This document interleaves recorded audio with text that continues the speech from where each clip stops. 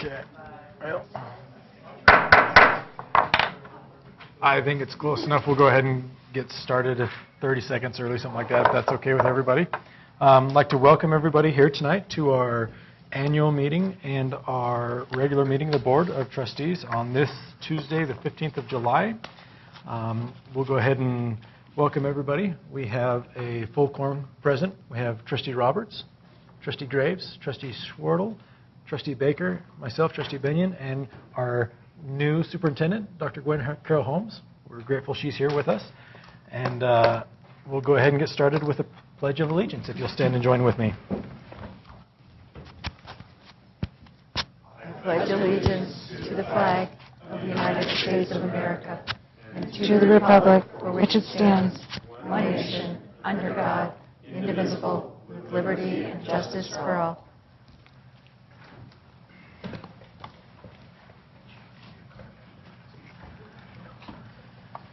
All right. Well, we'll go ahead and jump in with the meat of the annual meeting and start with item number 3, to elect a chairman of the Board of Trustees for the Blaine County School District number 61 for the next school year, the 2014-15 school year. Do I hear any nominations? I would like to nominate Sean Binion for chair. I would like to second that. Is there any discussion?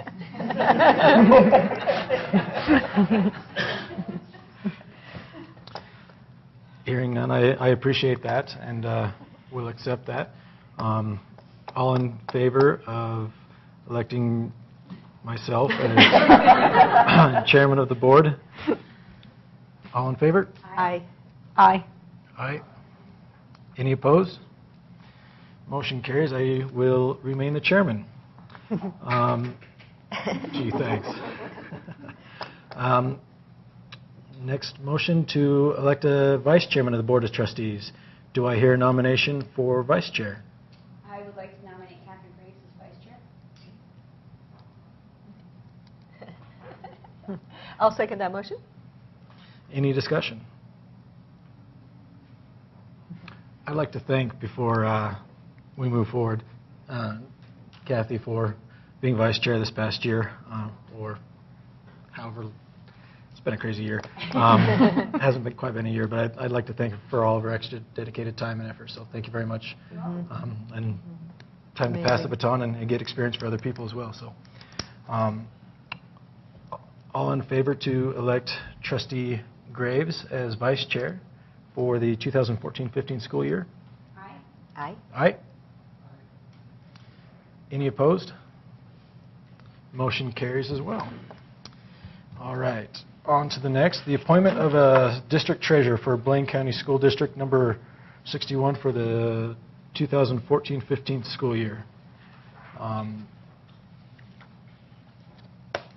We'll go ahead and open that up for discussion amongst the board.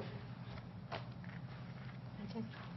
Well, I'd like to make a suggestion that, being that we're having our board retreat and we have a new superintendent who has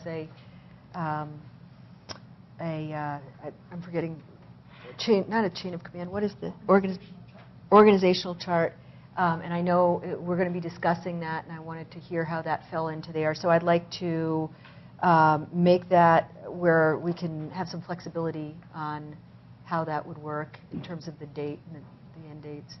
So I don't know if you want to make it for a specific, like a 3-month period, or revisit it every month. I don't know. I'm not sure I understand what you're suggesting. So instead of making it for the whole 2014-15 school year, yes, so that we're able to have our board retreat, discuss the organizational chart, how that works, what the roles and responsibilities are of the treasurer, which is the board can do whatever they want on that score, and I don't think that discussion is, I don't know that we've ever had that. So, yeah. I have a point of clarification or an understanding that maybe somebody else can answer. If we appoint him for the year, does it actually limit us from being able to make a change? So if we appoint him for the school year, and then at the board retreat, or as we address the organizational chart, would it eliminate our ability to make Whereas if we chose to make no change, then it would stay status quo. Because I don't think by doing that, we're limited by changing it, are we? I guess that's the question. I don't know. Dr. Holmes, do you have any input on that? The treasurer and the clerk both are appointed by the board and are your employee. So if there were some reason to end that early, you have the right to do that. So they're at will. Mm-hmm. So we can make a change at any point. So even if the appointment is Mhm. a normal appointment Okay. period, Okay. we can still make any kind of change we Okay. want at any point throughout the year. Okay.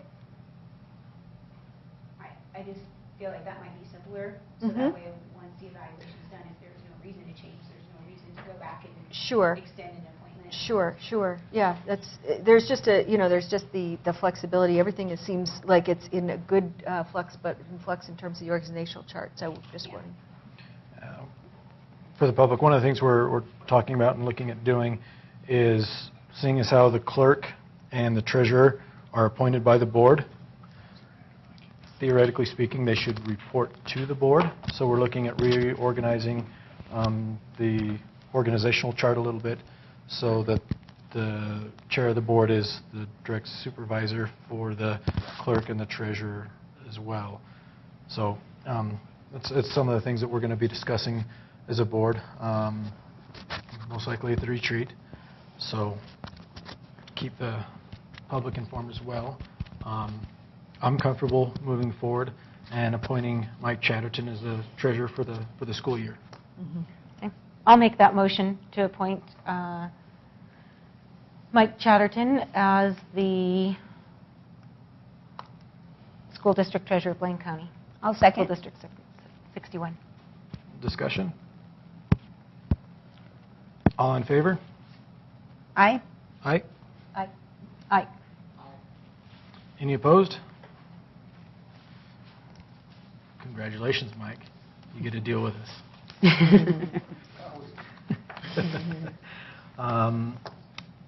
On to item number 6, appoint the clerk of the Board of Blaine County School District, number 61, for the 2014-15 school year.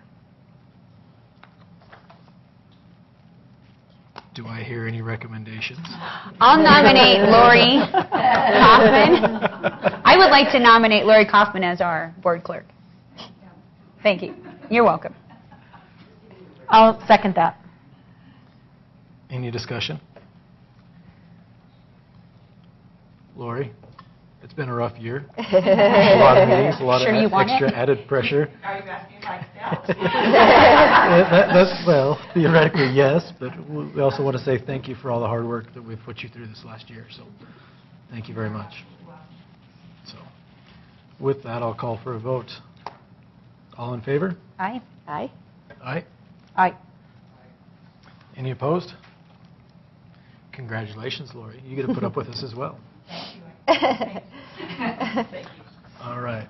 Item number 7, appoint school district attorney of the Blaine County School District, number 61, for the 2014-15 school year.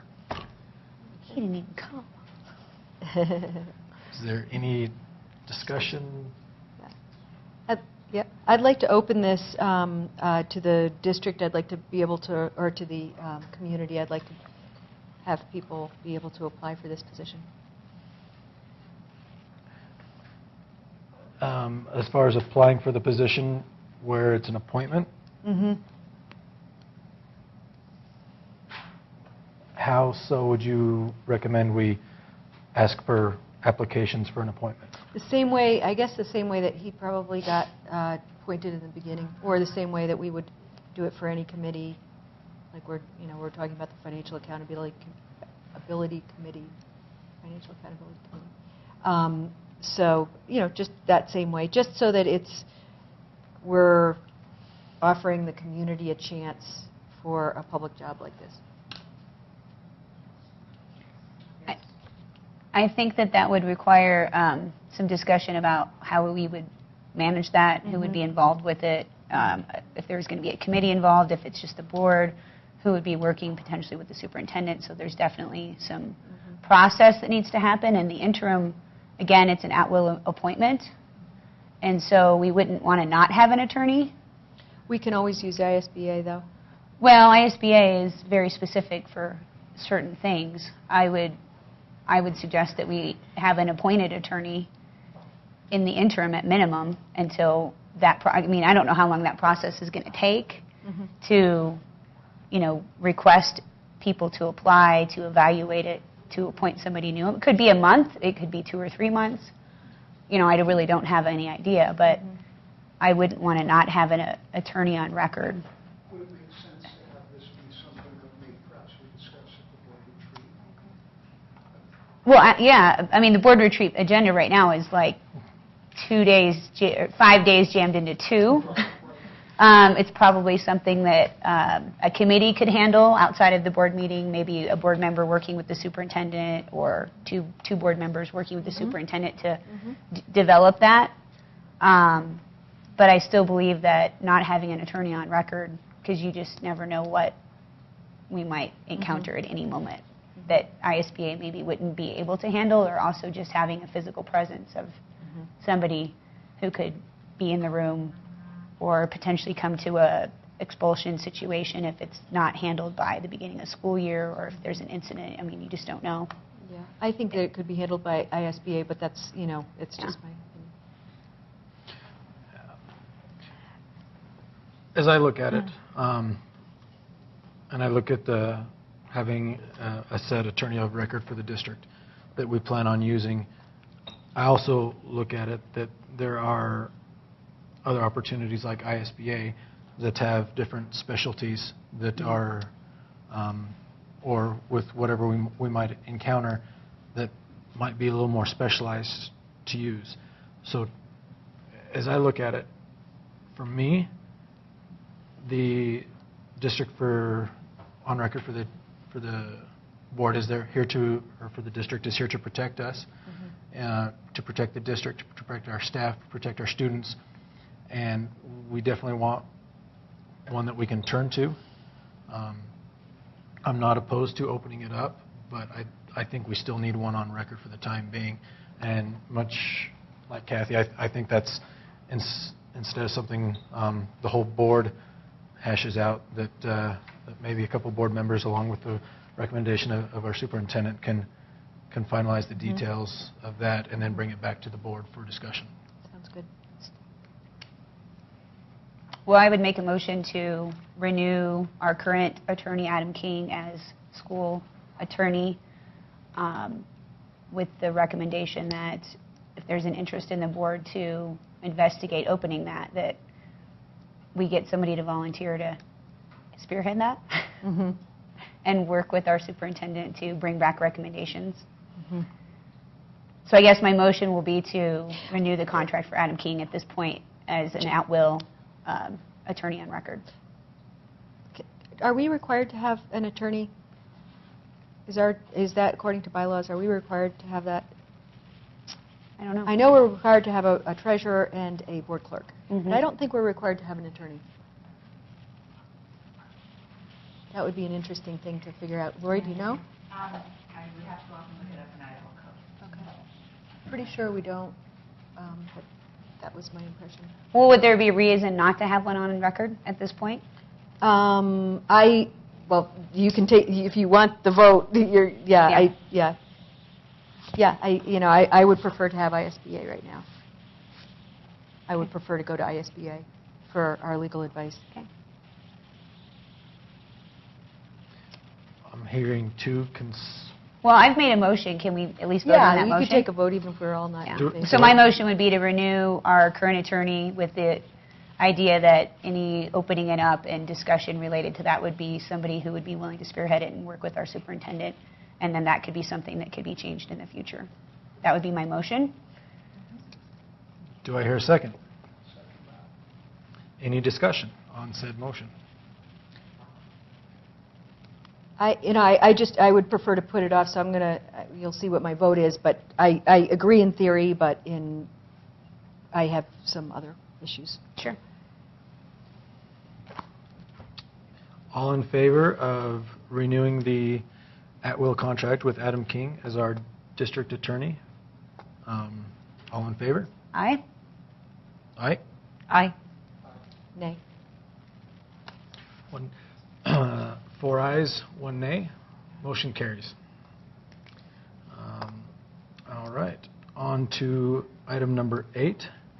Appoint LEA Rep for Title I and as the LEA McKinney-Vento Act Liaison for children and youth experiencing homelessness for the 2014-15 school year. That is a mouthful. That's my last name. That just confuses me in the title alone. Do I hear a nomination for the appointment? I would like to nominate Debbie Gutnick for that position. I'll second that. Any discussion? All right.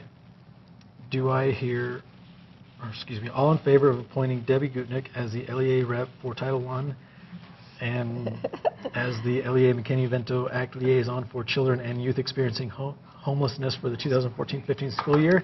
All in favor? Aye. Aye. Aye. Aye. Any opposed? Congratulations, you're stuck with us as well. Thank you. All right. On to establishing dates, times, and places of regular school board meetings for the 2014-15 school year. All right. I believe we have It's those good. bookmarked. Can we go ahead and pull those up? Yeah, these are the designated, the meetings, right? Yes. Okay.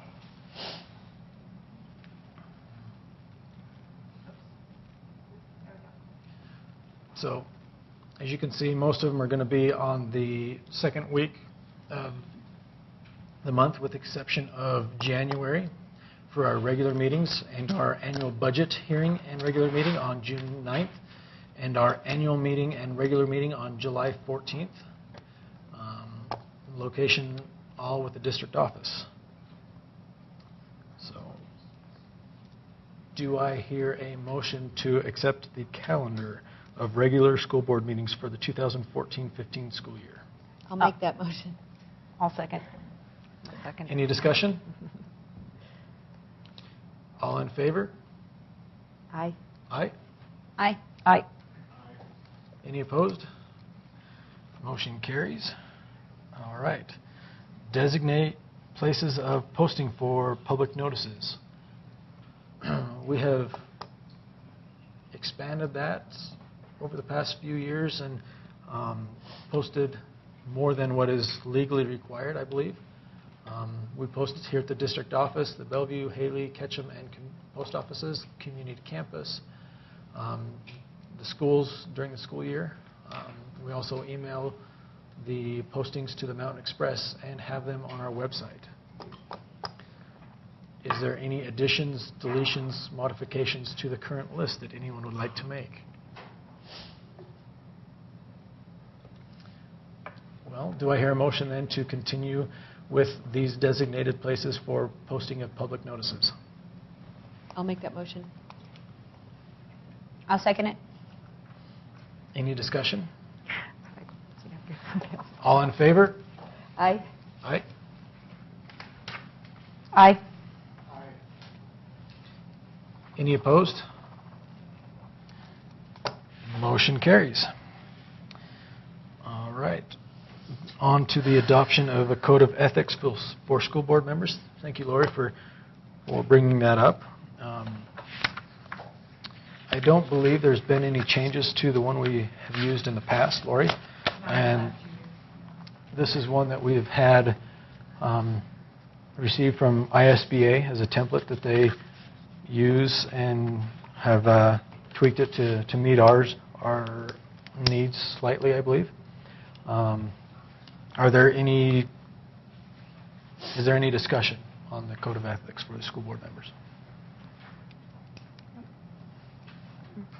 Is there any changes that anyone would like to make, or are we good with moving forward with the current code of ethics? All right, then. Do I hear a motion to adopt the current code of ethics for the 2014-15 school year? I'll make that motion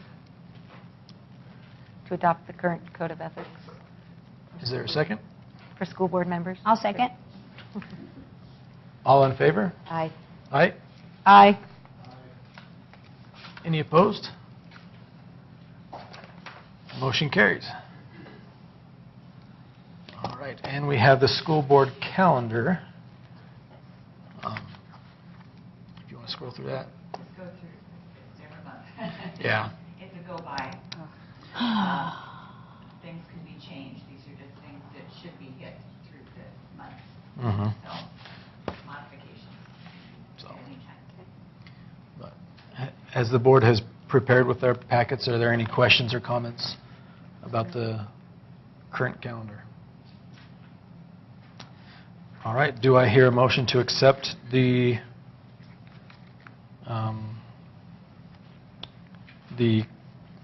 presented 2014-15 school board calendar? I'll make that motion. I'll second. Any discussion? All in favor? Aye. Aye. Aye. Aye. Any opposed? Motion carries. All right, I believe, do I hear a motion to adjourn the annual meeting? I'll make that motion. I'll second that motion. Any discussion? All in favor? Aye. Aye. Aye. Any opposed? Motion carries. That was a lot of technicalities in a short amount of time. So now we are on to our regular July school board meeting, and I have the privilege of making the board opening statement.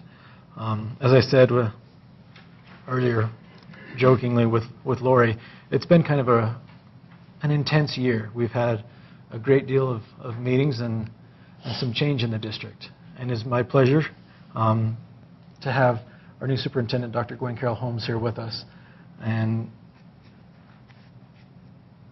we're on a good track. We have the students in our focus. We have the best interest of our district as a whole in our focus. And we've put a great deal of time and effort into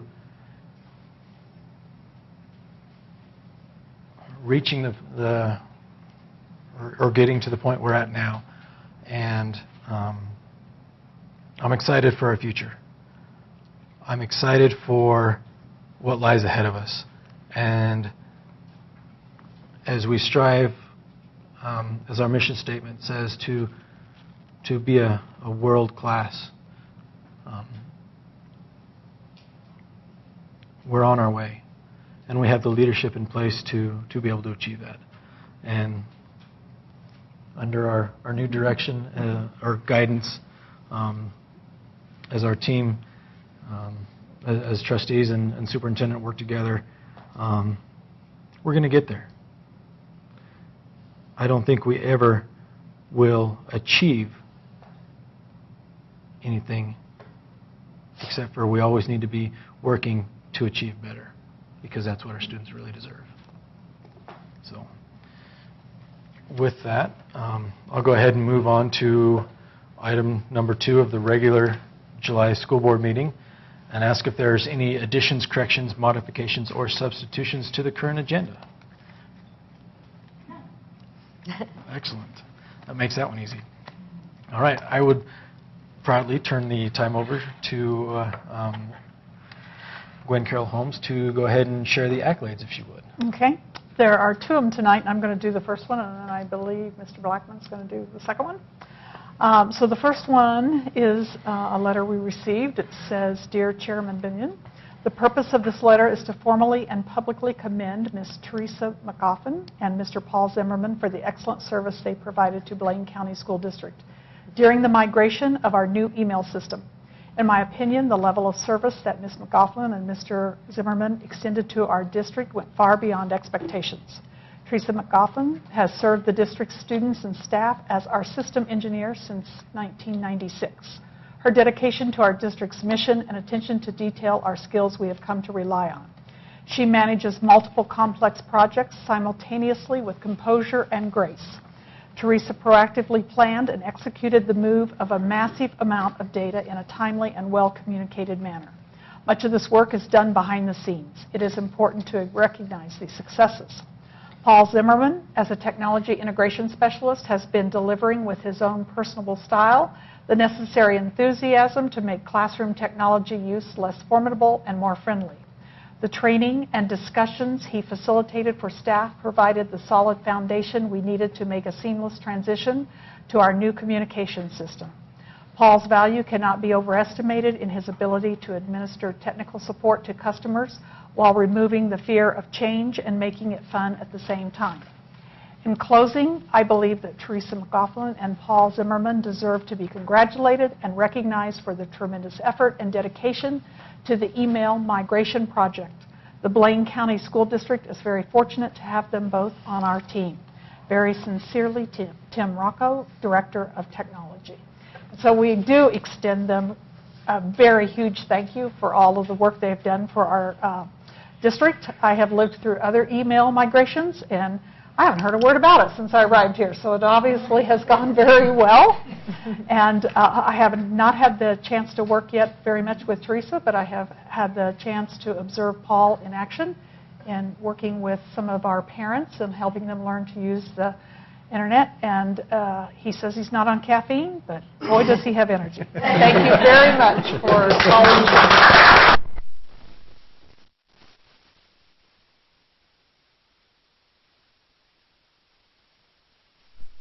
Who they are, should we make them stand up? Thank you, Teresa and Paul.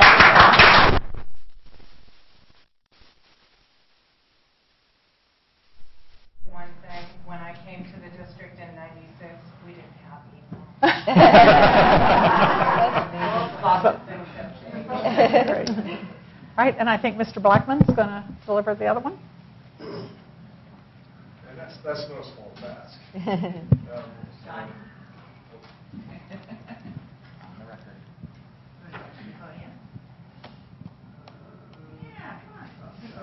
I'm good. He's like in the back.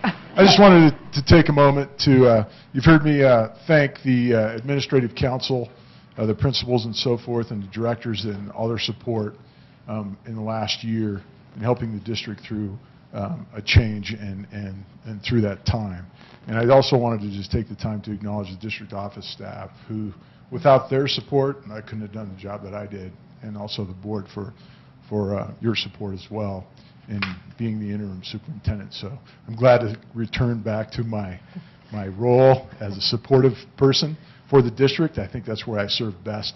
But I'd like to acknowledge Debbie Gutnick, Angie Martinez, Mike Chatterton, Val Siemens, Karen Hoffman, Lori Kaufman, Susie Reese, Susan Niffen, Candy Blackburn, Jeff Loosely, Liz Richards, Jesse Gage, and Amanda LaChance for all the work that they do on a regular basis to make me look good. It's amazing how many people it takes these days to make me look good, but they did an amazing job, and I just want to personally thank them for everything that they've done for this organization and getting us to where we are today.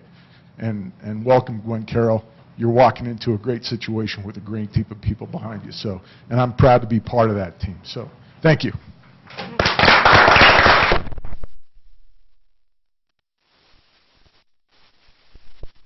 Sean? I don't know if Heather Crocker is considered part of the district office, but I'd like to add her name to that list because she's been instrumental in working with the board with many of the things that we've had to deal with this year. And Some of the administrative council. Okay. Those are all the other folks like Howie Royal and Right. Max and everybody else. So. Yeah, but we've really needed that person this past year, and it's been a fantastic addition. So. All right. Appreciate that. With that, we'll go ahead and move forward with the public comment. And Lori, have we received any forms for public comment? I haven't received it. All right.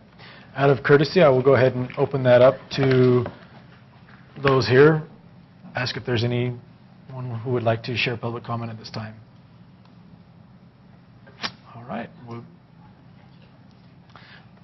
We did receive an email to the board earlier this afternoon and that will be administered into the minutes for the public comment according to our policy. We'll move forward with the consent agenda, and we have A, consideration of minutes, the regular meeting, April 17th, special meeting of the board, May 27th, or excuse me, 28th, special meeting of the board, June 2nd, special meeting of the board, June 17th, the acceptance of monthly financial report, payment of bills, permission to advertise for the purchase of district automotive fuel for the 2014-15 school year by our transportation director, Rex Squires, consideration of bid award recommendations for the sale of buses, Rex Squires, transportation director, consideration of administrative internship for Jorge Pujero under the direction of Principal Fritz Peters, Wood River Middle School, acceptance of year-end emergency drill report compiled by our board clerk, Lori Kaufman, consideration of request to rescind a one-year leave of absence for a certified staff member, and approval of personnel exiting and entering. And would you mind sharing that, Lori? Sure, I'll read those to you. Under certified professional staff exiting, there are none. Under recommending for hire for certified professional staff, George Collier, science teacher, grades 9 through 12 at Wood River High School. Lauren Thomas, school psychologist, student services district-wide. Daisy Baeza, elementary teacher, grade 4 at Haley Elementary. Kathleen Gurman, Spanish teacher, grades 9 through 12, Wood River High School. Jenny Black-Pathkoff, ENL teacher, grades 9 through 12 at Wood River High School. Alexis Duval, elementary teacher, grade 5 at Bellevue Elementary. Julie Berry, English and speech teacher, grades 9 through 12, Silver Creek High School. Under classified staff, exiting, we have a retirement effective 9/1. John Galgano, office paraprofessional at Wood River High School. Matthias Harmon, bus driver at the Transportation Department. Scott Manning, safety director, district-wide. Andrea Gallegos, special education paraprofessional, Wood River High School. Maria Pina, ENL paraprofessional, Haley Elementary. Daisy Baeza, bilingual paraprofessional, Haley Elementary. Jeanette McElhenney, community resource worker, Haley Elementary. Elaine Poklemba, paraprofessional, Bellevue Elementary. Reginald Solomon, special education paraprofessional at Haley Elementary. And by the way, Reginald is a retirement effective 9/1. Also a retirement is Lorna MD, administrative assistant in the technology building. Under classified staff recommending for hire, can you help me with that, Sean? Do you know how to pronounce that? I would say Grace Bricano. Grace Bricano? You're so good. Interesting. Yeah. Grace? Good guy. Grace Bricano. Bricano, special education paraprofessional, Wood River Middle School. David Guyman, technology integration specialist in the technology building. And Aaron Prozenka, computer lab paraprofessional at Silver Creek High School. All right. Do I hear a motion to accept the consent agenda as read? I'll make that motion. I'll second. Any discussion? All in favor of accepting the consent agenda? Aye. Aye. Aye. Any opposed? Motion carries. All right. On to our guest presentation, International Ties, Establishing an International Partner School. Presenting will be our Vice Principal, Rob Ditch, from the Wood River Middle School. And as he's coming up, I will say I am extremely jealous of the opportunity that he had. And you're taking me next time.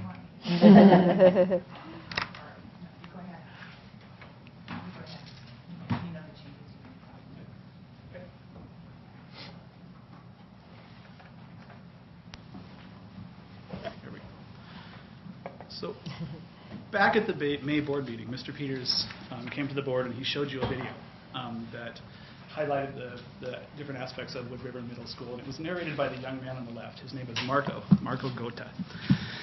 Marco was one of 4 exchange students that we had at Wood River Middle School from a school system in Spain called Gredos San Diego. At the end of that presentation, Mr. Peters let you know that Mr. Pujero and myself were on a plane going to Madrid to visit those schools. Tonight, I'm here to talk about that visit and to talk about the program as we go forward so that you understand what we have in mind and the opportunities that we're creating for Wood River Middle School students as we go forward. So these are our 4 students from Spain. The year before, we had 2 students from France, and they were in 8th grade. And we started taking a look at how successful they were here. They did a great job integrating with the community, integrating with the students, managing themselves well at school. And during this last trip, when these students were here, Mr. Peters talked to the teacher who accompanied them, and we started really talking about building a relationship with the school in Spain. And where we're going from here is the hope of establishing an international partner school with Gredos San Diego. Gredos San Diego, based on the trip that Mr. Pujero and myself had, is a pretty remarkable school. It's a cooperative school. It's owned by the teachers and the staff, all of the staff, from the custodians and the cafeteria workers to the superintendent. They have a system of 8 different schools in the Madrid area and in the outlying areas surrounding Madrid.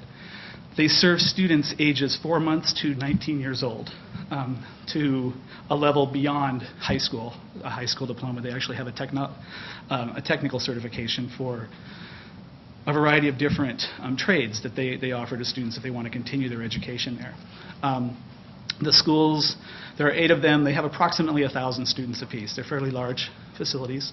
All but 1 of them are bilingual. They look very much like the dual immersion program that we have established here in our elementary schools and in our schools. They are a very active school system. They are cooperative. And the closest thing that we would understand this school to be would be a charter school in our country. They take government funding, but they subsidize it heavily from donations from the parents and students who work there. So it's not quite a private school.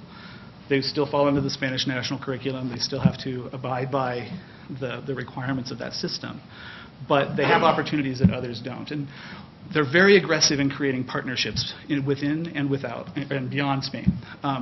Some of the partnerships that we observed were Hayedo de Monteo. It's up in the corner there. My Spanish is terrible. You have to forgive me on that. You see the brick wall. What that is it's a middle-of-the-country beach forest. It's about 15,000 acres that their forestry program, they got the contract to maintain, and students in their forestry program work on that particular project. They actually have a restaurant that they have bought and run, and the chef of that restaurant is a student of theirs, a former student of theirs. He's a 20-year-old guy. Down in the corner, the bottom corner is a vulture preserve. It's a canyon that they have a wildlife center, much like we utilize Cathedral Pines in the area up north. They have all of their students, through the course of their education, go up there, and they have a program. They do nature photography, they do ecology, they do all geology, many different things in that camp setting. And it's actually a vulture preserve. They have something like 200 pairs of mating vultures that live in this canyon system. And in the top picture, you can barely see it as a little church. One of the many ruins of Spain that was destroyed during one of the Spanish-French wars that went on in that border. The French troops destroyed the monastery because they felt like they were hiding somebody. So there's a lot of history in that area as well. One of the cool things that they do is they work with different communities in Spain to develop partnerships. The town that nature preserve is in, the one I was just talking about, the vulture preserve, probably has about 40 people left living in it. And the youngest of them is probably 65. All of the young people in these small towns are moving to the city. And so what they do is, as these students go out into these various areas, they actually have different economic development activities that they do with the community. So like that one, for example, the citizens of that town will spend time with the students, teaching them the old traditional games from their childhood and talking to them about village life. It's really a cool situation. And they have these relationships going all over the place, including one in Costa Rica where the town produces coffee. And that coffee is used in the Gredos cafeteria system. throughout all of their schools. So they have these ties going all over the place. They're very ambitious with these kinds of programs. The one that we were really there to look at was their international studies program. 8,000 students in their system approximately. Last year they traveled approximately 2,000 students out of the country of Spain. That is a huge number of kids, and the youngest was about 4th grade, all the way up. This summer they have 4 students in Indonesia for their forestry program, working on an internship with their forestry program. The day we left, they took 87 kids to Stratford-on-Avon for 2 weeks. So they just have this crazy, amazing pattern of exchange that they have going on. Our 4 students were obviously part of that. What we're hoping to do is establish a partnership with this particular program. And this program is to our benefit because, A, getting students into our schools is really good for broadening the horizons of our own students, for those students who can't travel. B, for those students who can travel, it opens up their eyes to other cultures in a big way. This coming year, our plan is to travel a group of students who are our high-level language kids from our Spanish program specifically. But I will tell you that one of our French teachers is actively trying to get an exchange with France or Montreal. So when I announced this to the staff, I was very amazed by the imagination and the power of the staff. I mean, our soccer coach came up and was, I want to take my kids. And he wanted to take his kids because one of the schools in the Grado system has a partnership with Real Madrid, who, if you know anything about them, they actually work with their students in the Butrego school. So he was all over going and doing a soccer experience there, and we've actually already communicated with that school about what that might look like. So I'm not sure that our humble plan of traveling 4 or 5 or 6 students to Madrid is going to stay that humble that long, to be honest with you, but we're going to take the first step this year. And part of that is the Memorandum of Understanding. What signing a Memorandum of Understanding with the school system does, and creating an international partnership with the schools, is opens up their network. And they have schools literally all over the world that they work with. The gentleman that I've been working with, Senor Jorge de Acaya, he is all over the place. He was just traveling through Macedonia, talking with schools down there. The Memorandum of Understanding, he allowed me to access it and do some changes to it so it would meet our needs as a district. And I got into the strike-through section, and I was going over the Isle of Wight, some school there. So they have schools from all over Europe, all over the world. And our getting involved in that network allows us access to that entire system of schools.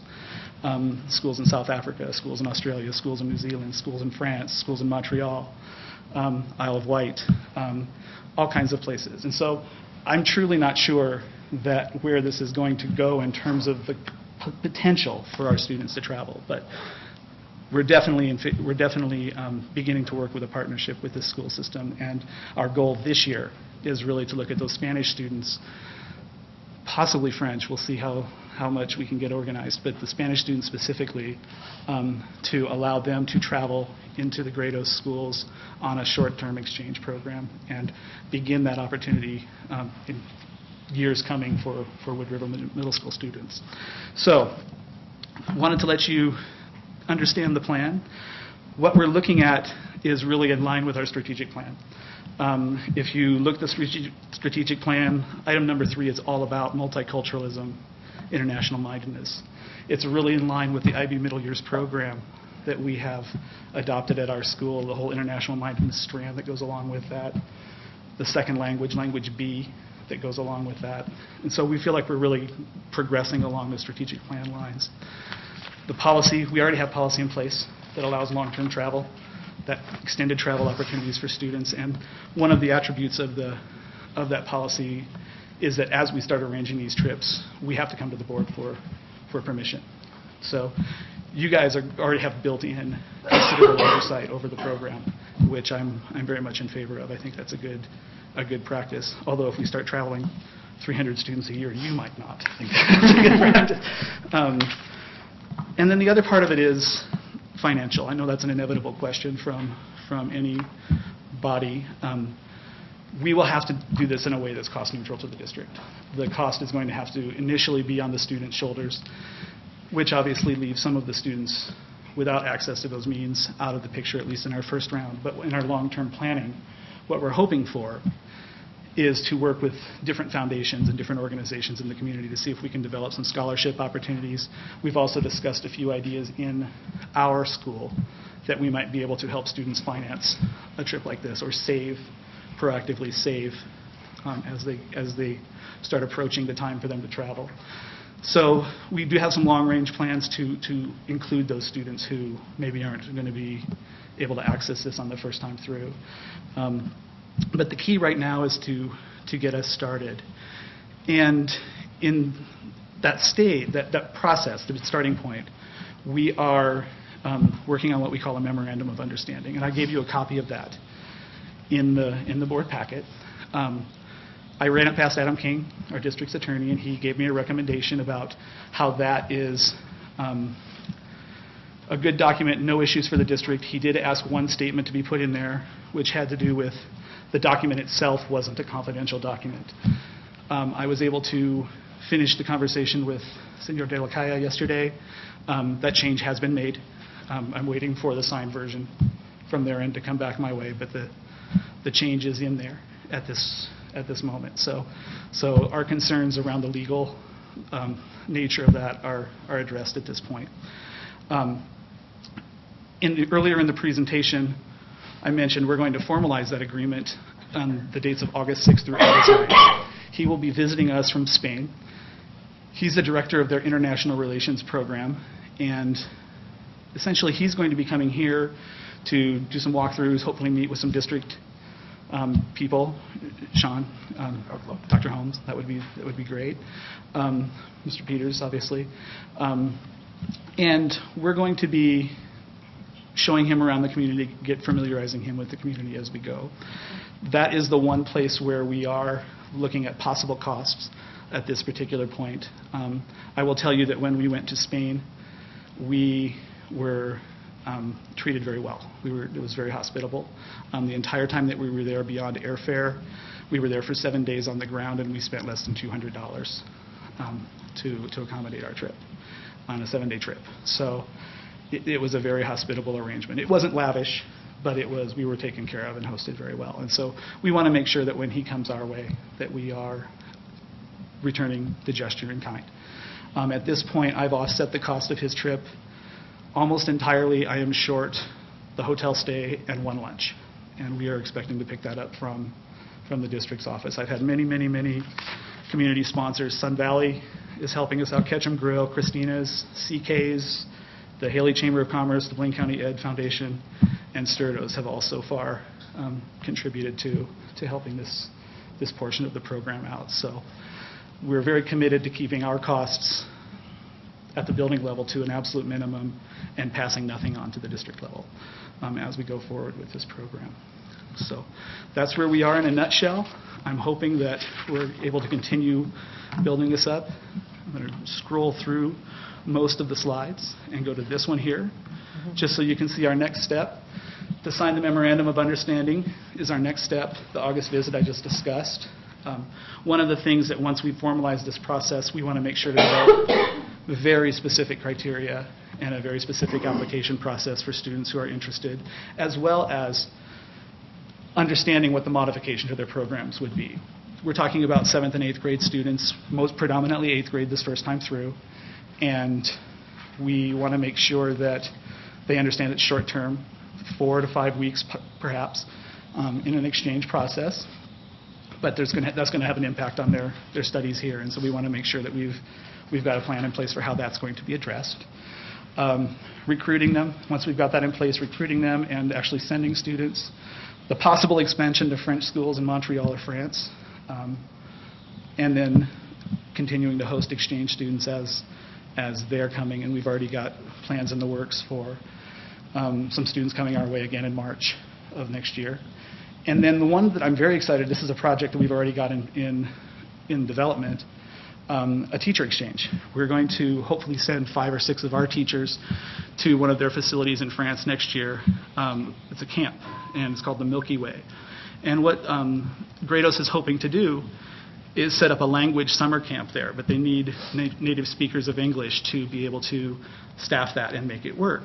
And so they're going to pay some of the cost of our teachers traveling that direction, and in exchange for them working at that camp.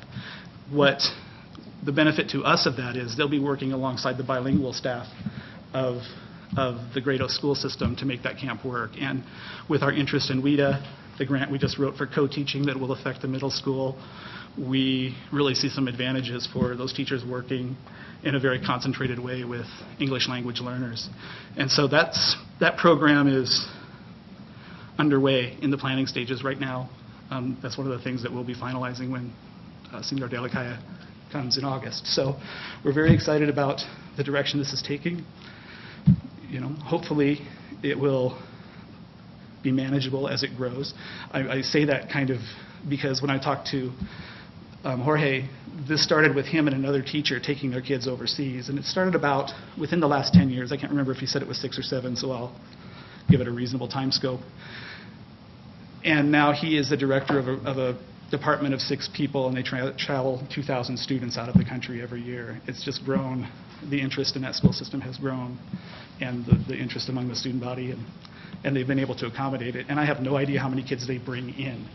They were talking about bringing in a group from Egypt just on the heels of our departure. So it's an incredible potential with this partnership as we go forward, and the benefit to our students is, obvious. I think the opportunity to take some time and spend it in another culture is, I think, pretty amazing, and we're looking forward to being able to provide that to the students of Wood River Middle School. So I will turn it over to you if you have any questions about this process right now. I've kind of dumped a lot on you, and I could go a lot more, but I'm also very excited about this, Sean. I appreciate your presentation. And prior to any board discussion or questions, if we could, I'd like to turn the time over to Gwen Carroll Holmes. Any points of discussion that she might have? Well, first of all, I'd just like to thank you for all the incredible work you've done on this already. Thank you. Bringing this enthusiasm. Just a couple points that I would like to mention that might be real opportunities we don't want to lose here is, first of all, in all the work that we do with them, let's make sure that we're very explicit to our teachers and our students how this fits in with, you already mentioned, but how it fits in with the MYP learner characteristics, to be very explicit with them so they see the connectedness of this and don't feel like we're going in another direction, starting something new, but rather we're enhancing it. And I also noticed in your notes that you have medium to long-term plans to try to figure out how to fund students who can't afford to do this on their own, because our policy explicitly states that we don't pay for this for students. Exactly. And I would encourage you to do that sooner rather than later. And maybe some of these community organizations that are stepping up to help host this initial meeting would be willing to even help host sending a student or two this coming year whose family might not have the means with which to make this available to their students. I would hate for any child to be left out of this opportunity just because of family circumstances. Absolutely, and in the conversations I've had with the Blaine County Ed Foundation, they've expressed an interest in going and being involved in part of this process as we go forward. The first step for us before I feel like I can have those conversations is to get that memo of understanding in place and make sure that we actually have a formal relationship with the school. And then once that line is crossed, much more detailed planning can take place, I think. So thank you for your input. I'd like to open it up for the board for any questions or discussion. I don't have any questions, but thank you. This is a great opportunity for our kids and for the middle school. So it's great.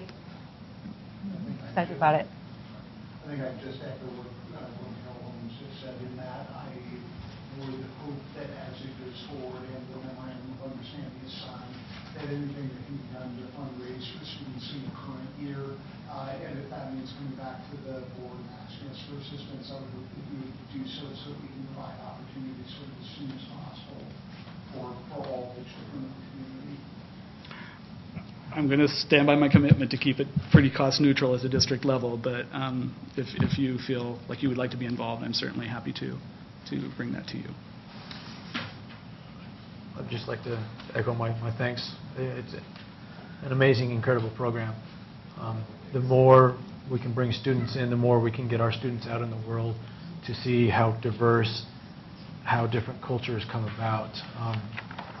Really, the better off we're going to be in the long run in our community and in our goals of becoming truly world class, to be able to be out in the world, to experience the world, and understand that the world doesn't just encompass the Wood River Valley. Absolutely. All right, thank you very much. Thank you very much. All right, with that, we will move forward with the possibility of a 2-year extension of agreement for Blaine County Recreation District's use of Blaine County School District property in Croy Canyon. Mr. Jim Keating, Blaine County Recreation District Executive Director. Certainly. This is just a map of Croy Nordic.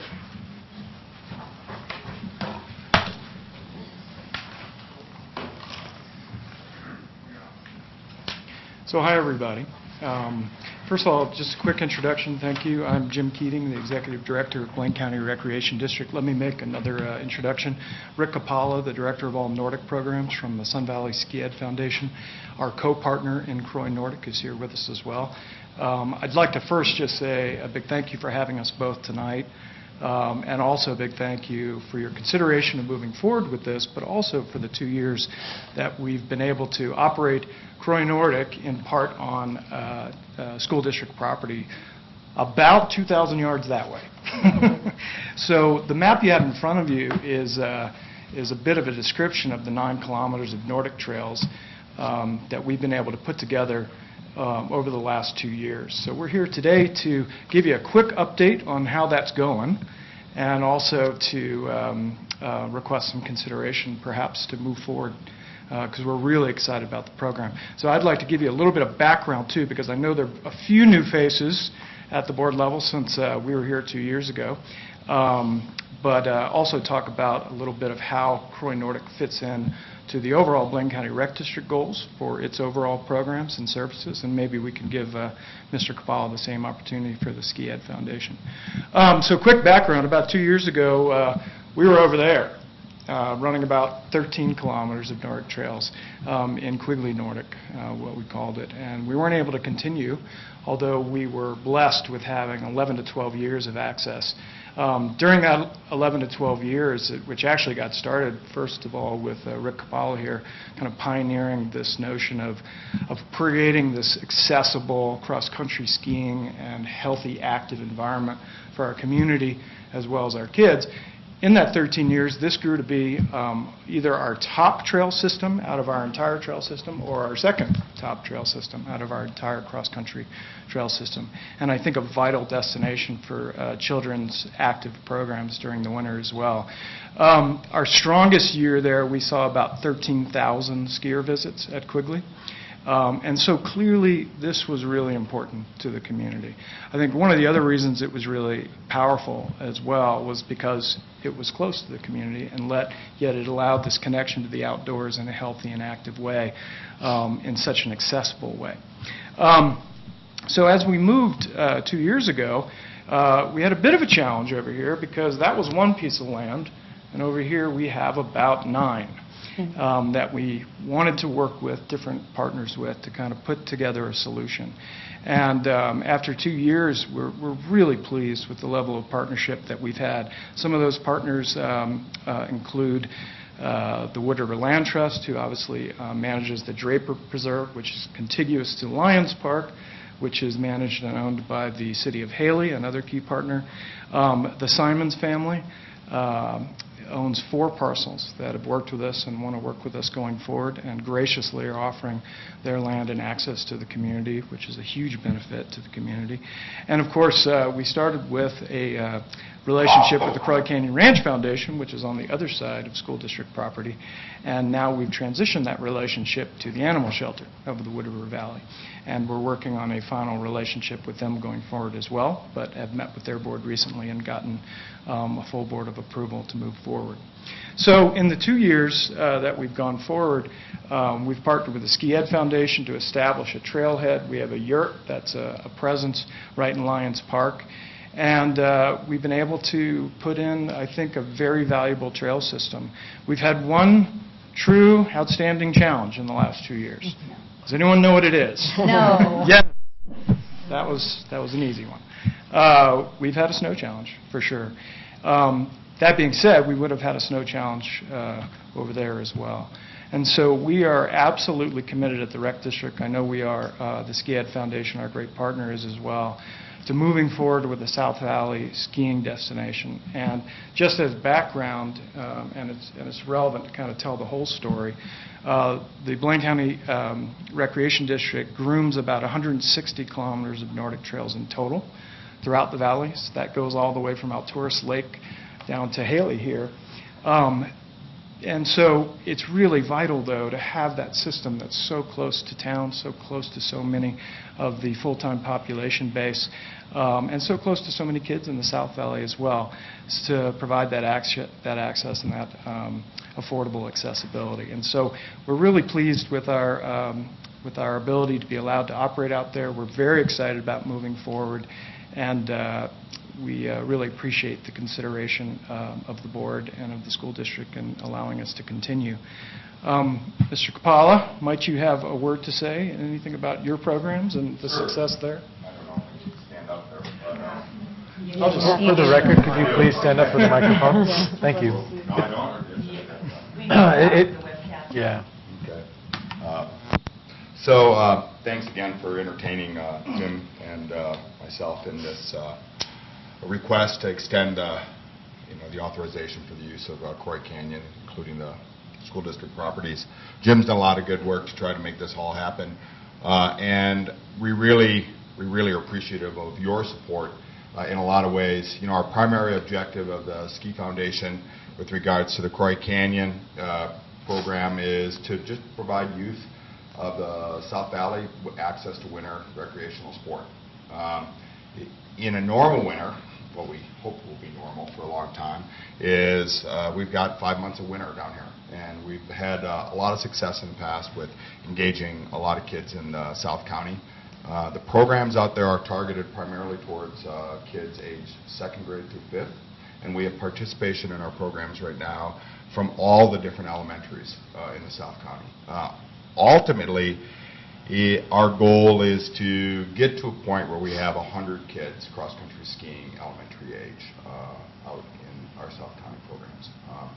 Of course, we have a vested interest in that because, you know, this is one of the foundations of our larger program, which includes a similar program up north as well as programming for middle school and high school age kids. But obviously, the lion's share of the youth in our valley reside in the South County, and being able to have readily available ski trails right here where parents can get to them right after school with their children is key to us being able to maintain that programming.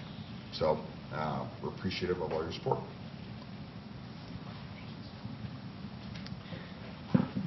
With that, we're happy to answer any further questions or provide any more information. Okay. Open up to the board if there's any questions. It's a great program. You know, it's fantastic. I just hope that he gets snow. So is this something we're voting on tonight? Does it need to be voted on, or? It is listed as discussion action, so I will entertain a motion. Before we do that, though, I'd just like to ask, to my knowledge, we don't have any plans of utilizing the property in any way that would inhibit this. So I'll just make that point to the board that we do have the property available. We're not utilizing it at this point in time, so I don't see any issues. With that, do I hear a motion to extend the additional 2 years to the Blaine County Recreation District for use of the Croy Creek property owned by the school district. I'll make that motion. I'll second that. Discussion? All in favor? Aye. Aye. Aye. Any opposed? Congratulations. Thanks for all. Thank you, guys. Appreciate your efforts. Amazing. Starting now.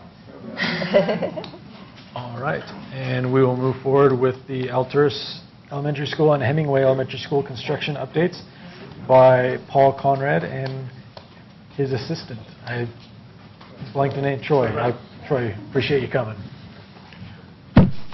I'll say it's, Excuse me, I do have the meeting minutes for the two and the picture collage, if you want to print them up. sure, why not? Okay. It's nice to be up here on a little informational basis instead of sweating bullets hoping a project gets passed. But so I'm Paul Conrad, Troy Brown. Troy is running both these projects simultaneously. Part of what we structured here in our proposal originally was being able to cut our overhead by doing both projects at the same time with the same management structure, and it has been working very, very well. Alturas is currently ahead of schedule and under budget. It will end ahead of schedule and under budget, right, Troy? Yeah. Hemingway, so I mean, unless you want to add anything on Alturas other than maybe a quick status of where we are physically? Maybe it's when we get to the pictures. Okay. Well, this is Alturas first, right? Yeah. We are slightly behind in the timing of things by 12 days here, obviously, in getting a report out to you. Why don't you give a quick rundown of physically where you are? Today we're painting, so that was a week ago, or even a little over a week ago. And today we're painting. We'll be finished up painting Monday, and electricians and mechanical guys will be in on Tuesday to start roughing everything in. So we've gained a good solid week. Hemingway is a much more dynamic project. It too is in a very good state right now. It is on schedule, and what we're going to discuss here tonight are budget topics. It is on budget. When we were here last time, we had a topic of skylights that we're going to hit on tonight before we're done, but I want to go through exactly where we are and land on that because it's basically what's left and what can we apply for the skylight budget here. Overall, why don't you give a little rundown on the physical here? Overall, the site work's going really good. We're prepping for asphalt, and we're going to be putting asphalt in on this Thursday on the south parking lot. We're framing, we're to the roof that's now sheared. Trusses were supposed to be here today. We had a little bit production problem, but we've got a truck picking them up in Washington, and they'll be here Thursday. So that was pretty good recovery on that. But it's just going pretty smooth. I mean, holding to the schedule and budgets are doing good. So a good portion of this project is site work. We've got some utility work going that has been completed. All of the site lights are done. And one of the biggest risk components of some of the civil work is the compaction testing of all the subgrade work before we lay asphalt. And we have been maintaining some contingency line items in addition to our contingency bottom line in these critical risk areas. We're past a lot of this. We're not past all of it. And so what we're going to lay out for you right now is what are we confidently comfortable saying we're past and we can earmark for skylight budgets. And then what could there be out there that we want to maintain some contingency for, be very, very careful about, but laying out a pathway of how we can go ahead and move forward on skylights potentially. So right now, all that site work, all that underground work is completed, but we haven't had a compaction test done. That comes next week. We have absolutely zero reason to believe right now that we have any issues at all coming up. A lot of the other work is significantly behind us. So we're comfortable by saying, and I believe everybody has a breakdown of the skylight spreadsheet in front of them? No. No? I don't think so. You received your minutes from your Okay, so LAC meeting. yeah, what you have there is our LACs, which every week we meet with Howie, Mike, and some other folks that are in each of these projects here that gives you the current status, the 2-week look ahead, submittals and bulletins, shop drawings, new business, et cetera. In here, on our last meeting, we went through the skylight topic. So, Mike, how do you want me to just talk through this right now? And we'll follow up by supplying some information. So there's about a 12-point spreadsheet that breaks down the skylight components of work, from demolition, rough framing, the skylight work itself, roofing tie-ins, electrical work, etc. When we were here last time, it was a pretty broad, gross conversation of, let's get some skylights in. Since then, we have done the design work, specification, details, and the balance of the requests, the asks of how these skylights are supposed to function. And what has come up is, along with just installing skylights, is we want motorized shades. We need to add heat tape components to them. And those would probably be the two biggest things overall. And then we got into the final design with engineering. And what it turns into is a $36,000 budget to do the skylights in total. We are subordinating our fee of $2,300. So Conrad Brothers will do all this work at cost only. We have associated insurances that we need to maintain on there under our general conditions, but we will deduct the fee out of there. We have line items that we were carrying in our general conditions that we are under budget on. Those are geotechnical engineering. Troy was able to get a better price on striping of the asphalt in the parking lots. And then a site work contingency itself, which is relevant to the underground compaction tests that we were talking about, making sure that we can maintain before we lay asphalt down. And we feel very comfortable saying that those dollars are available. That's $3,000 there. And then our bottom line contingency right now, we're holding at $45,000 and are saying, let's go ahead and earmark $10,000 of that contingency line item right now, right off the bat, because we're past so much of that other risk stuff. Traditionally, we've been very lucky. We have not dipped into any contingency dollars on any of our projects so far, so we're pretty comfortable saying that we think there'll be more dollars available. But until we get there, we can't say we can release those funds. That leaves us $18,000 out of the budget that we need to somehow figure out how to cover for the skylights. In a best case world, we have it in our budget. But I can't promise that today. We will use some of this. But right now, things are going very, very well. Troy runs a very, very tight ship out there. And I think that we will have additional money to apply towards this. But if I had to be a betting man today, I would say we're going to need another $18,000 to cover the skylight price. I have a question. Is the timing of the construction and the timing of when those funds would be released going to be matching? It's tight. It's a little off, quite honestly. So when you would need to install the skylights would be before you would know whether or not the funds would be available? We would like to be starting some of this work last week. Okay. So it's a tough juggle right now. We could proceed at risk on some certain levels here, but it was not part of the contract. We've done everything we can to maintain the schedule and the schedule of values on that, and I think have done a good job there. But it would be probably fairly careless of me to say, hey, we're doing great and we're not going to use any of that contingency money. History says you're going to burn some of it. So we're poised with a timing issue. And right now you have $35,000 remaining in the contingency fund? 30. Now, timing-wise, let's get real about it, Troy, and tell them, how late could we go and not suffer any additional costs in applying and doing the skylight work, rough and electrical work, inspections, things? We need to move pretty quick. I'd say end of the month, the absolute latest, but we need to get roughed in starting probably the 22nd with framing. So here's something Troy brought up today, was in this total $36,000 reduced down to $18,000 are some items that could be deferred. Nice to get the work done, but if there's not a budget for it, what more could we pull out of here? And that would be you would do all your rough-in work, you get all the skylights completed, you get your roofing done. You could defer any kind of heat tape work for the moment, and then, I got a cheat sheet. Shades, $6,000. Shade power, you got to put it in. You got to get your rough-ins inspected, right? Yeah.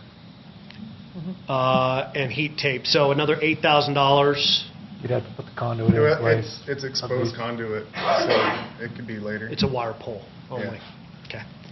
So say there's anywhere between $8,000 and $10,000 that could be deferred.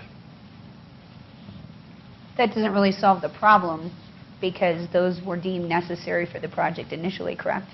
So they would they would have to be put in. It's kicking the can down the road until we have eliminated all our risk work. Right, but even if you eliminate the risk work and we go ahead and put the skylights in, and you end up having to dip into that, and we don't have the funds to cover the skylights but we covered it with the deferment, we're still going to have to do those You items don't have to eventually. have shades. Right. It's been requested, but you don't have to have them. Okay, Heat tape, so those were not deemed necessary, they were preferred items that could be reduced? for many reasons, but yes, absolutely. Okay. Shades would be more of a luxury. Heat tape, depending on the exposure, would be more of a necessity. It's tricky up there. I'm going to say it's a necessity. Otherwise, you're going to be causing other issues by leakage. So what is the cost of the shades alone, not the heat tape? $6,000. So six? Power, call it $7,500 total. Okay, so you're still at a little over 10, 10 and a half? Of a delta, yes. Okay, A little north of that, but yeah. okay. Can you just verbally describe how big they are and how they look in the room? I mean, where they're going to go? And Yeah, they're 6 foot wide and 11 foot, I think it's 9 inches long. So they're good sized skylights. And if you've been in the cafeteria, you know, they have the beams running down like every 9 or 10 feet. So it would take up a full span of that and then be 6 wide. So there'd be 3 panels in it. So it'd be really good light in there. yeah. They're big, and that's kind of what drove the cost as well, is they got a little bit bigger than kind of originally drawn. Originally, I think Julian had them at 7'6" square, but it made sense from the engineers just to have them clear span from beam to beam. So in summary, would you say there's a potential risk of approximately $11,000 additional cost to the construction if we wanted you to go ahead with skylights, should the contingency fund be needed? With the deferment of the shades only because the heat tape would be required? We're not going to use all our contingency. Yeah. But there's that potential, There is. should you need it? Worst case scenario on contract? Yeah. Okay. So I have one other question. So this is, I see it's information only, but it sounds like you guys need action. Well, Mike? If we're going to put the skylight included in the Hemingway project, we need to go on. They need an approval today, essentially. or potentially, we could come back with a update on where we are in 2 weeks, 3 weeks. You don't have a meeting then? Does it have to be on a notification meeting to? Our next meeting is August 12th, on a regular schedule. Yeah. So, yeah. I think 4 weeks. You mentioned that you're under budget at Alturas. How under budget? Oh, I don't have that on us. How's your brain? It's, we haven't touched into anything. It's not a huge It's number. not huge. It's not a huge budget. No, it's not a huge budget to begin with. But, you know, we can split hairs and find some dollars here too. So, 5,000? I think it's right on budget. We didn't do clear story windows. We're, say, $1,500 there, and we haven't touched contingency. So it sounds like we need to make a decision and approve going forward with the skylights with the outside risk of potentially having a $10,000 overage on the budget. Yeah. Would that require us to, we wouldn't have to amend the approval of the budget now because we don't know that it's going to go over. We just have to make the approval of the... Move anything to action you want to. Right, right, but we don't have to change the budget right now because probably won't go over, but we need to make the decision with the assumption that it could go over $10,000, $11,000. Okay. So can I make a motion to make this an action item? A motion to approve the installation of skylights at Hemingway Elementary? Let's first take care of the motion to make it an action item. Do I hear a second? Thank you. I second that. Any discussion? All in favor? Aye. Now you can make another Okay, motion. now I'd like to make a motion to approve the installation of skylights at Hemingway Elementary with the potential of understanding regarding the impact on budget. I'll second that. Is there any discussion on that?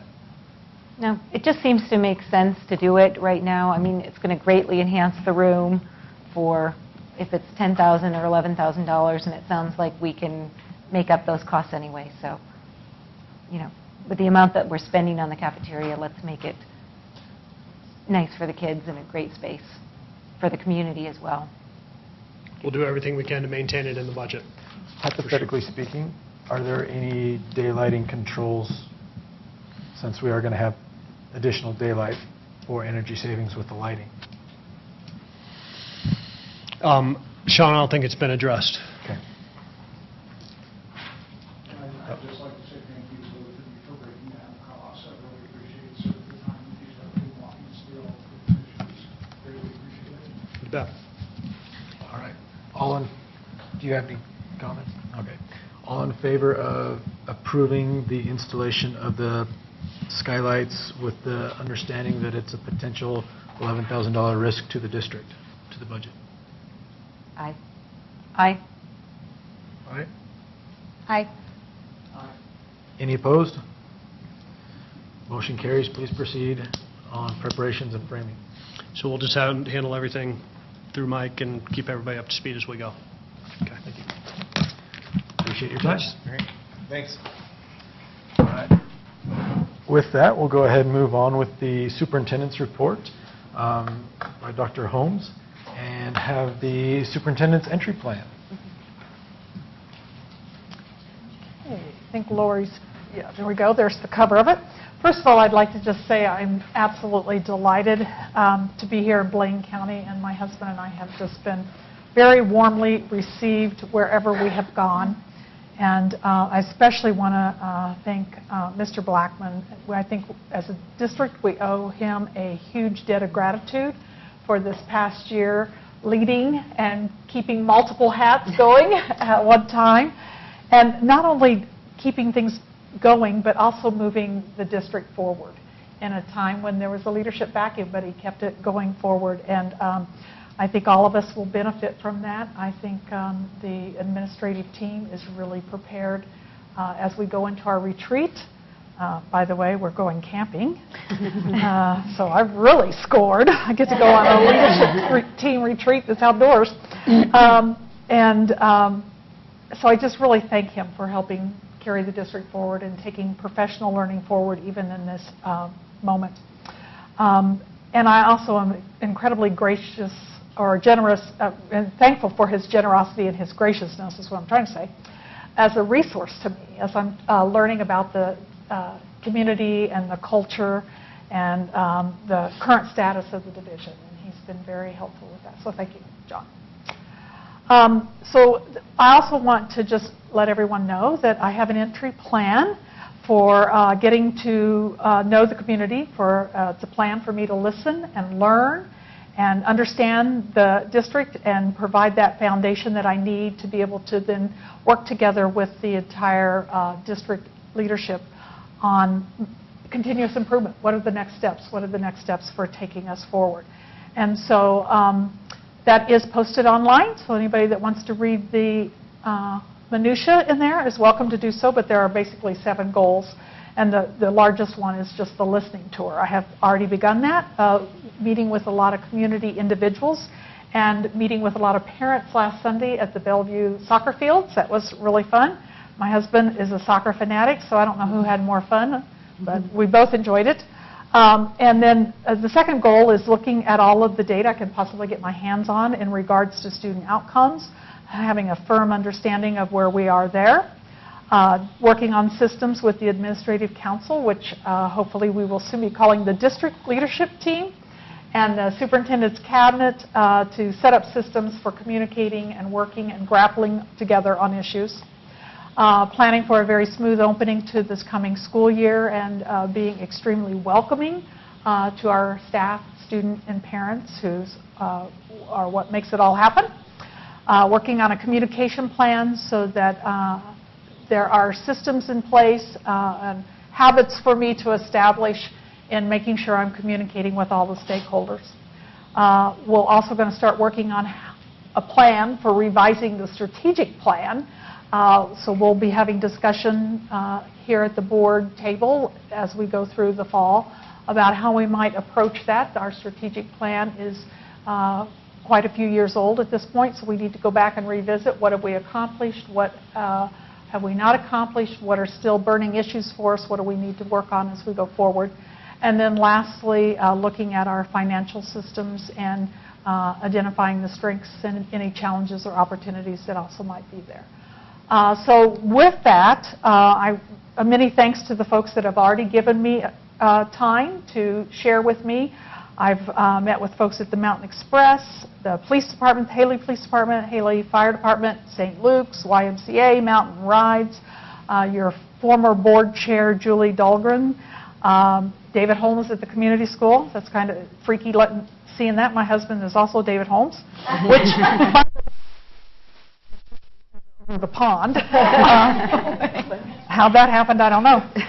The Latino Youth Soccer League, and then many members of the administration here. And so as we get into August and staff start returning, I'm looking forward to meeting with principals and teams of teachers and parents at the various schools. And if there's anyone who would like to meet with me and you haven't been invited, all you have to do is call and we'll get you on the calendar, and I'd love to have a sit down with you and chat with you so you can help provide insights to me about this wonderful community that I found myself now living in. So thank you.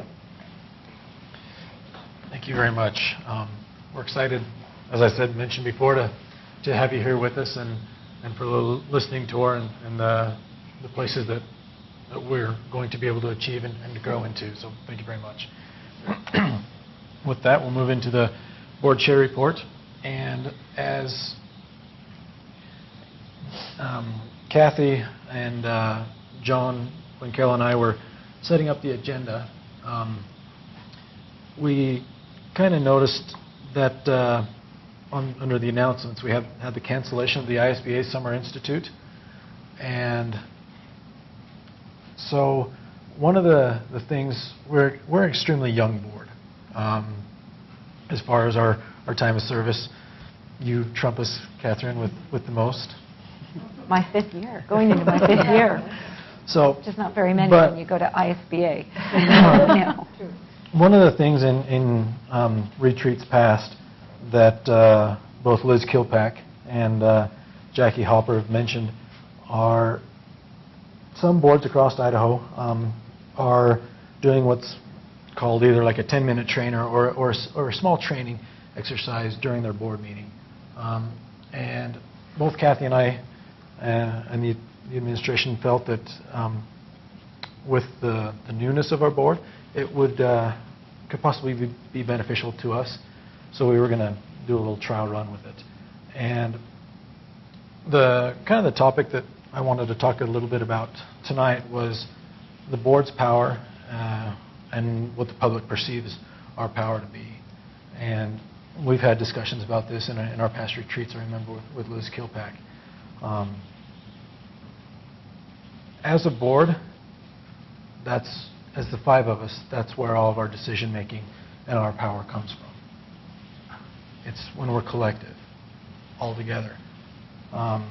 When we're apart, or when we're out in the public, out in the schools, out and about, and we share an opinion, a lot of the public perceives that as board directed. We don't have the ability of putting on our board hat and taking it off when we choose not to have that on. As part of our board membership, we basically have the responsibility to oversee the finances, hire the superintendent, and make policy. All other actions we get to task our superintendent with, as Kathy so enjoys doing. I do. I haven't tasked you with anything yet today. I have to come up with something. You know, one of the slides that, as I was researching, this was, how many board members does it take to screw in a light bulb? None. There Call you the go. you'd ask the superintendent to take care of it. No. You tell Then the she tells the superintendent- maintenance person.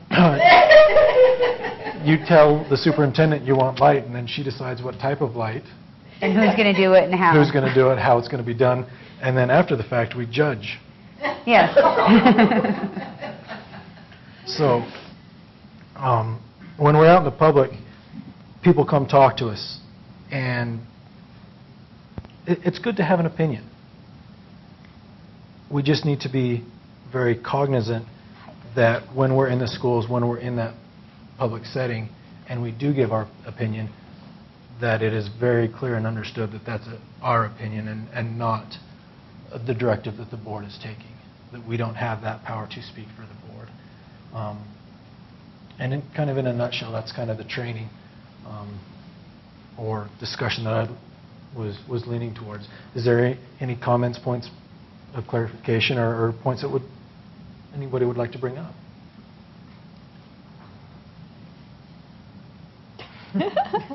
Well, oh, go ahead. I was going to say, I could add on that could apply to the superintendent as well. I think one of the things that is, that I need to be very cognizant of is when I'm speaking to the public or patrons or anybody like that I am very clear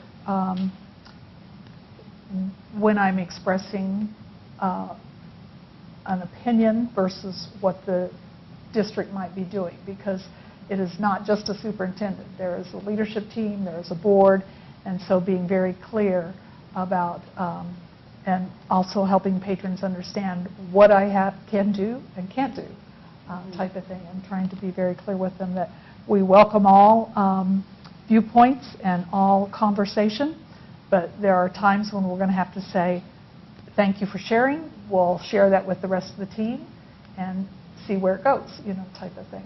And that's a hard thing to sometimes do because in this day and age, we all have great urgency and we want to just get things done. But I think I will try to take that lesson to heart as well. Appreciate that. Kathy? Well, I was just going to say that I do recall back in November at the ISBA conference, I was in a class, I know that I think Catherine was in there, and maybe you, Sean, and John, and Heather, and they did literally a role-playing where they had scenarios, and people got up and were the patron and the board member and kind of went through scenarios, and then the group critiqued how it was handled, going over those same issues of clarifying it's your opinion or clarifying it's not the board's decision, it's a superintendent call, it's an administrative call. And it's unfortunate that that training was canceled this summer because I felt that was really valuable to have those real tangible examples that you could then take and go, well, that would apply to this situation that I just happened at the grocery store.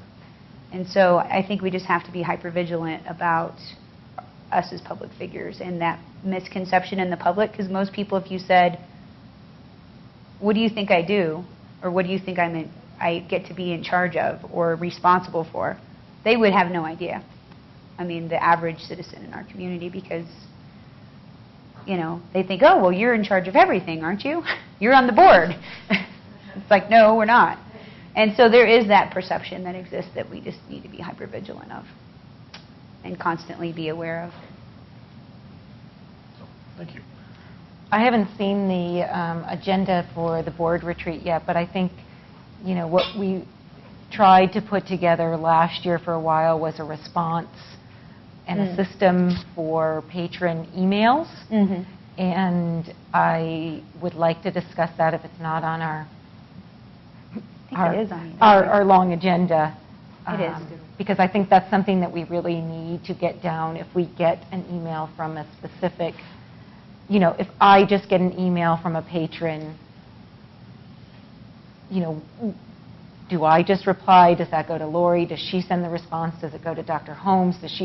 I just feel like we need to figure that out. And Liz and I worked with Lori a lot, but it's very difficult. There's so many different situations that you run into that it was hard to figure out. So I think we really need to work on that. In the retreat, I know we have communication planned extensively, both intra-board, board to soup, soup to board, or excuse me, super to board, superintendent to board, board to superintendent. I'll get there eventually. Super supper. As well as board to patrons. So I know that the communication piece is dealt with there, and we can work that into the schedule, I believe, already. So with that, are there any other topics that board members might want to learn about or teach about? I'll have to think about it. Okay. This is the first time I've seen this, so. Moving forward, Catherine, we'll be able to discuss that at our next agenda planning meeting, getting ready for the August agenda.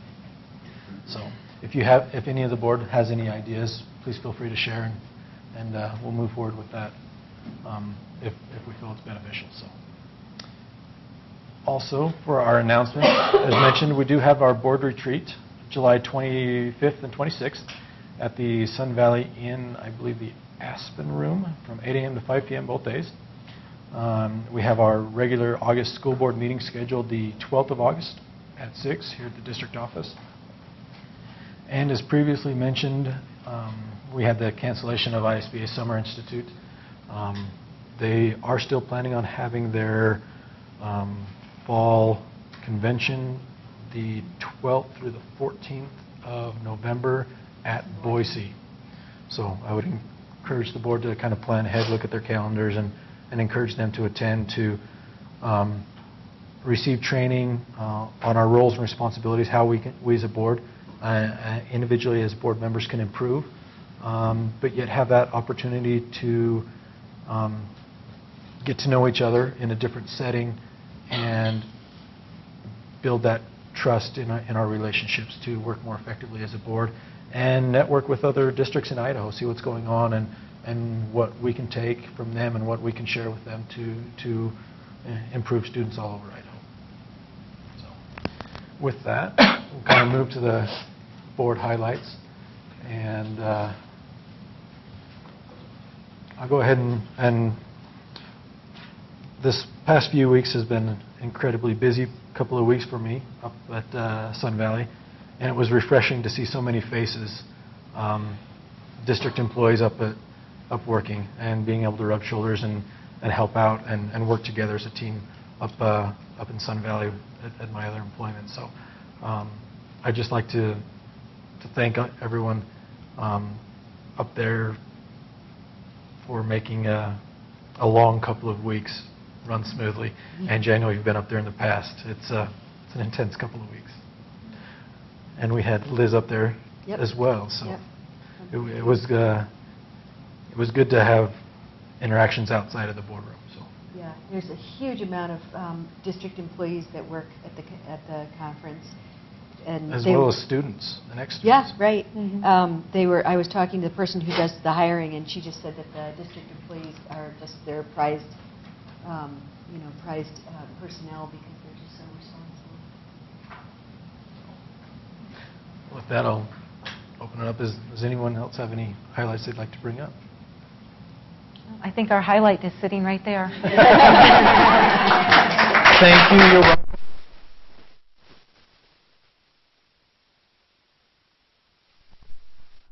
Well said, Catherine. Yeah, exactly. All right, we will go ahead and move on to continuing business. The consideration of amended policy and procedure for Blaine County Student Board Representative and Student Board Liaison. And before I turn the time over to Trustee Schwartle about this, I think I need to take ownership of something.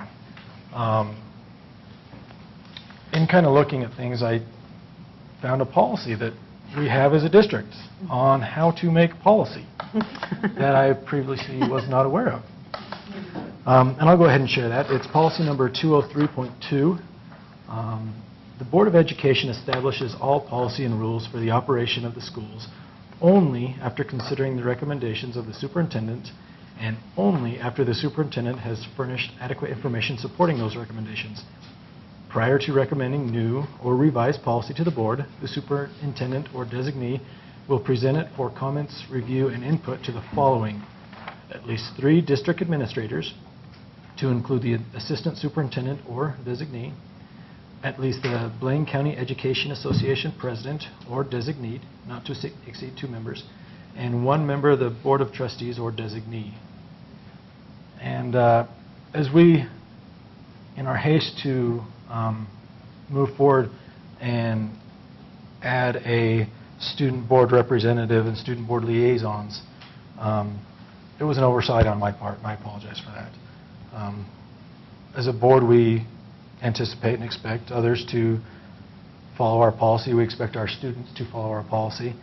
And as a board, I need to take ownership that we did not follow our own policy. And I apologize for that. And with that, before discussing any changes to the said policy, I would ask Gwen Carroll Task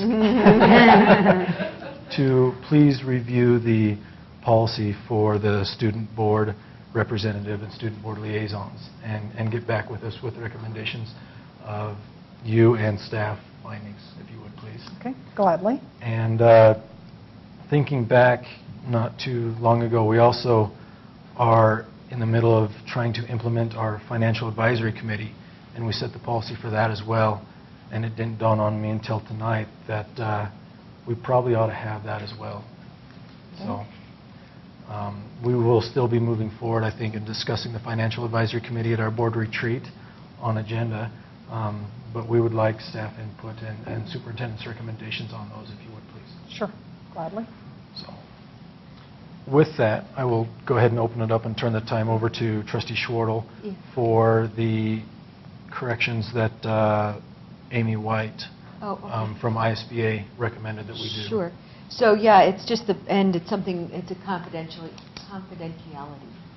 piece that has to do with some personnel and executive session.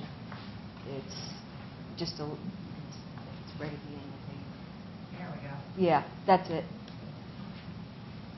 So it's, yeah, lawyer stuff that needed to be there. So, yeah, but otherwise, there's been Chris Koch and Dan McGee are going to be the mentor advisors to the student at the high school. The student at the high school's name is Nikki Penrose. I think she's a junior. Yeah, junior. And then at Carrie, you're going to be the mentor advisor, John? I think so. I think so. And then your student, do you have a student chosen yet? Asia Pettingill? Pettingill. Okay. And then I know Mike Glenn was working on that at Silver Creek, but if that doesn't happen, you know, we're just... Oh, good. Okay, great. So yeah, so that'll move along. Yep, that's it. Sorry. So I apologize for cutting you off. One of the things as I reviewed this as well, to me, one of the goals of this is to try and increase the collaboration between the 3 schools. I know in here for the student board representative and the 2 liaisons, we ask that they each do a presentation to us at the board meetings. I'm almost toying with the idea and considering if one of the goals is to coordinate and collaborate between those 3 schools, if we don't have those 3 representatives get together and do one presentation to the board to try enhance and encourage that collaboration to occur. Yeah, that sounds great. I mean, that's my opinion. But we'll have to run it by everybody else. But yes, that sounds good. Yep, because that is part, you know, there's a lot of benefits to this. It's just a win-win, I think, for the kids involved, for the board, and for the district as a whole, just for the reason that you just said. All right. Any other comments? I'm excited for them to start. Okay. Well, we'll go ahead and postpone action then, if that's okay, and request that you take the comments under advisement and bring a policy back to us for recommendation for approval. Chairman Benyon, do we need to amend the agenda to postpone the action, or can we just not act? Okay, thanks. All right. And I'll put that in the no action taken. Okay. Appreciate that, Lori. With that, I believe that draws us close to the end of our agenda, and I will ask, are there any public comments regarding tonight's agenda? Seeing none, are there any items the board deems necessary at this time? I'm going to be away next month, just to let you know. Okay, I appreciate the heads up. With that, is there a motion to adjourn? I'll make that motion. I'll second. We're rushing to make it. Any discussion? All in favor? Aye. Aye. Meeting adjourned.